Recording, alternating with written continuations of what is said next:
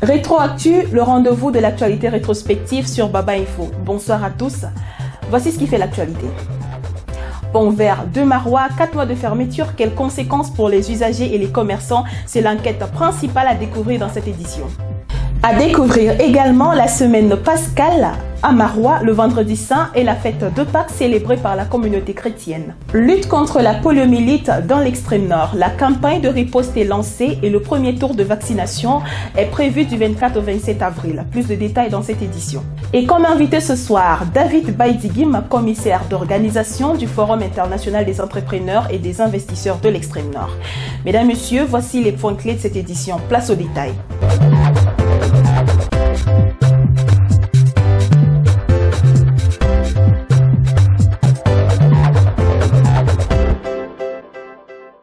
Une fois de plus, bonsoir et bienvenue, vous regardez Rétroactu sur Baba Info.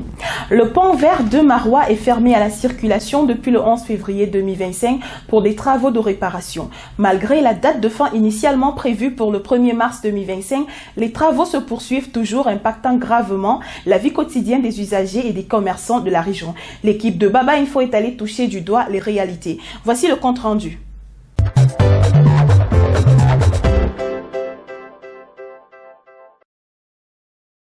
Le calvaire dure bientôt 4 mois. À l'origine, le pont vert de Marois est fermé à la circulation depuis le 11 février 2025 à cause des travaux de réparation des malfaçons observés sur le BCR en cours dans la ville.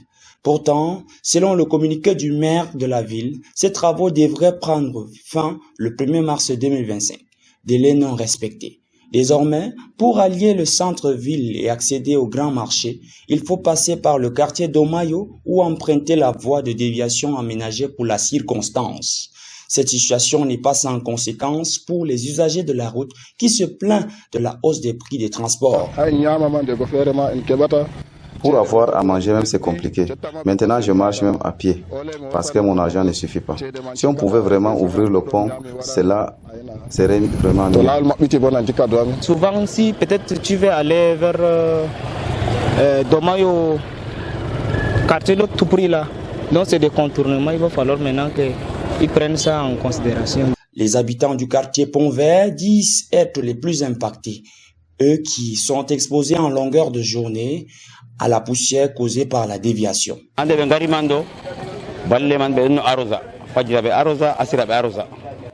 Au début, ils arrosaient matin et soir. Maintenant, ils n'arrosent plus. Toute la poussière entre dans nos maisons. Ils avaient communiqué qu'ils devraient ouvrir en mars, avril jusqu'à 3 fois. Nous n'avons pas le droit de parler. Vraiment, ayez pitié de nous. Demain, vous aurez besoin de nous.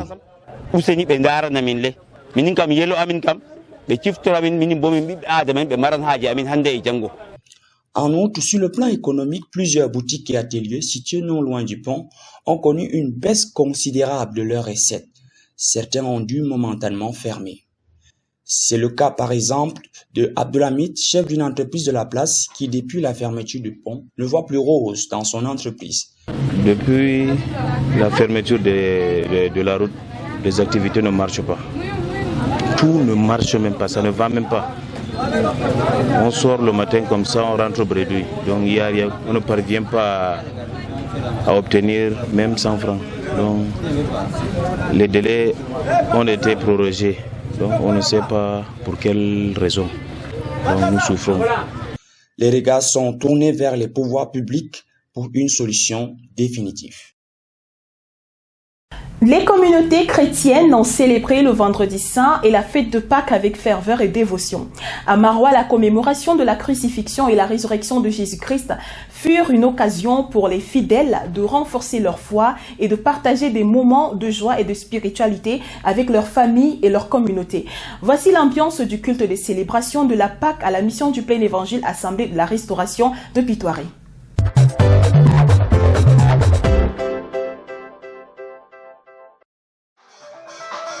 Dans une atmosphère de joie et de dévotion, les fidèles de la mission du plein évangile Assemblée de la Restauration de Pitoiré à Marois ont célébré la Pâque, symbole de la résurrection de Jésus-Christ. Cette fête chrétienne commémore le sacrifice de Jésus sur la croix pour sauver l'humanité et sa victoire sur la mort par sa résurrection. La célébration a été marquée par des témoignages émouvants, des cantiques, des louanges et des acclamations. Les fidèles ont exprimé leur gratitude pour l'amour de Dieu, manifesté à travers le sacrifice de son Fils unique. La fête de la Pâque représente pour moi l'essence même de ma foi chrétienne. Parce que si Jésus-Christ était venu, qu'il était mort et qu'il n'était pas ressuscité, cela n'aurait servi de rien. Comme il a dit lui-même, il est le chemin, la vérité, la vie.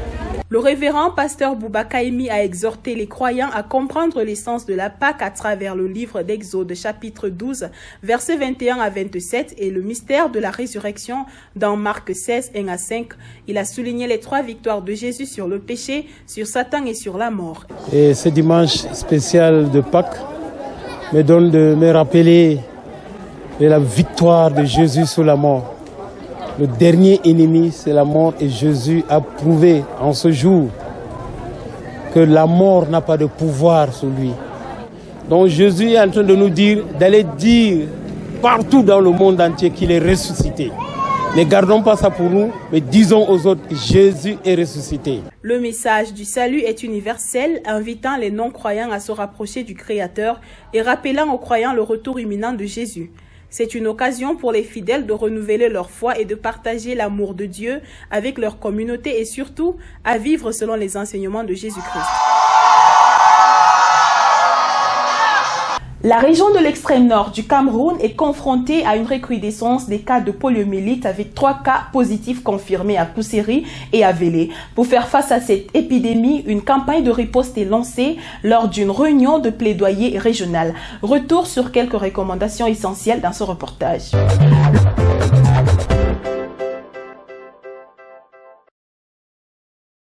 La lutte contre la poliomyélite est relancée dans la région de l'extrême nord du Cameroun suite à la confirmation de 3 cas positifs à Kousséri et à Vélé. Une campagne de riposte contre cette épidémie a été lancée lors d'une réunion de plaidoyer régional couplée à la première session ordinaire du CCIAR sous la présidence du représentant du gouverneur de la région, Mamoudou Maoudé. La poliomyélite, une maladie infectieuse aiguë grave qui touche principalement les enfants de moins de 5 ans, causée par le poliovirus qui entraîne une paralysie fiasque, une incapacité à bouger les membres, des difficultés respiratoires et des conséquences encore plus graves chez les enfants non vaccinés. La région de l'extrême nord avait beaucoup de challenges, puisque frontalière à 2 pays frères. Nous devons donc nous prémunir de toutes les armes nécessaires afin de voter et de parer la route à toutes les épidémies. Et ça passe par la vaccination, par la sensibilisation pour que nos enfants soient immunisés. La vaccination étant le seul moyen efficace pour se protéger contre la poliomyélite, les autorités sanitaires encouragent les parents à faire vacciner leurs enfants pour protéger leur santé et prévenir la propagation de la maladie. Le premier tour de vaccination est prévu du 24 au 27 avril sur tout le territoire.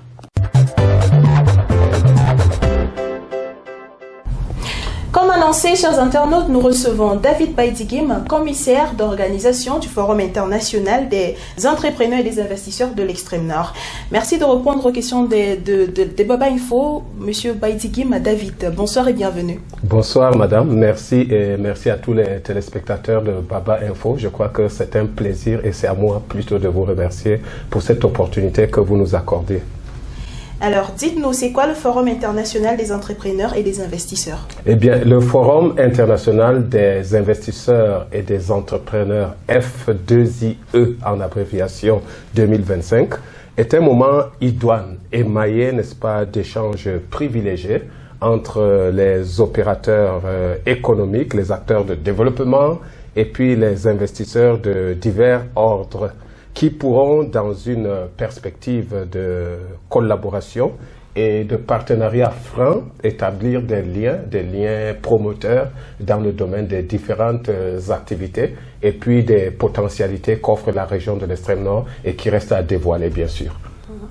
Dites-nous également quel est l'objectif principal de ce forum et qu'est-ce que les participants peuvent en attendre? L'objectif principal du Forum international des investisseurs et des entrepreneurs de 2025 qu'organise le Conseil régional. Vous voyez, le Conseil régional, c'est la collectivité décentralisée au niveau de la région.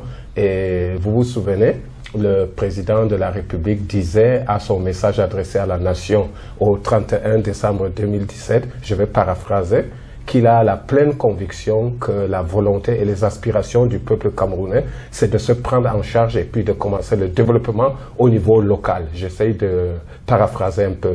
Et partant de ce point de vue du chef de l'État qui a créé donc les collectivités décentralisées, il est clair que l'objectif principal, ou alors le premier objectif de ce forum, c'est l'organisation de ce forum, je vais dire, vise pour objectif la promotion des investissements durables dans les secteurs clés afin de contribuer au développement et la relance des activités économiques dans la région de l'extrême nord. De manière ramassée, c'est ce qui constitue l'objectif global qui peut être décliné en d'autres objectifs qui sont entre autres faire connaître aux investisseurs nationaux et internationaux les opportunités d'affaires dans les secteurs clés de l'économie de la région de l'extrême nord. Et c'est une opportunité. Opportunité vient du mot latin opportunis, qui veut dire faire quelque chose, faire ce qui est favorable, saisir ce qui est favorable au moment favorable, avec des moyens favorables et de la manière favorable. Comment cet événement contribue-t-il à promouvoir les investissements et l'entrepreneuriat dans la région de l'extrême nord? Bon, nous croyons en ficelant ce projet que l'heure est venue justement pour que le développement commence de manière endogène, c'est-à-dire qu'à partir de l'intérieur, qu'on capitalise tout ce qu'on a comme potentialité et qu'on puisse se rassurer. Vous savez, le drame, c'est quoi? Le drame, c'est qu'on peut être assis sur une pépite de richesse, mais sans s'en rendre compte et être le plus pauvre. Et la région de l'extrême nord, quand vous évaluez, par exemple en production du riz, en production du bétail, en production du coton, et puis en production de tout ce que nous pouvons avoir, du poisson, par exemple, le Cameroun, je crois dernièrement, le ministère de l'élevage ou du commerce faisait une remarque selon laquelle le Cameroun dépense chaque fois plus de 400 milliards par année pour importer du poisson. On parle des poissons côtiers là. Et la région de l'extrême nord est une région favorable pour produire du poisson. Et il y a des capacités, il y a des opportunités dans ce domaine. Donc la région de l'extrême nord a beaucoup d'opportunités qu'on peut capitaliser et il faut le faire connaître aux habitants de la population et puis les coacher, c'est-à-dire les coacher pour qu'ils puissent se prendre en charge et qu'ils puissent développer le potentiel qu'ils ont pour que ça ne soit pas développé ailleurs, ce qui ne sera pas à l'avantage de la région, bien sûr. Très important. Parlez-nous à présent des awards Sahel d'or. Quelles sont les différentes catégories nominées? Les awards Sahel d'or sont un événement couplé, n'est-ce pas, au forum des investisseurs que nous préparons.